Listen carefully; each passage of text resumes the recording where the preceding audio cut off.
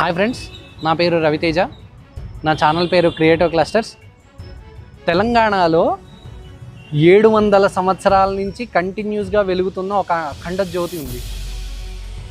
అది ఎక్కడో లేదు, కామారెడ్డికి దగ్గరలో గంభీరావుపేట అని ఒక గ్రామం ఉంది. ఆ గ్రామస్తులు 700 సంవత్సరాల నుంచి ఆరిపోకుండా అఖండ జ్యోతిని పదిలంగా కాపాడుకుంటూ వస్తున్నారు. కుదిరితే మీరు చూడండి.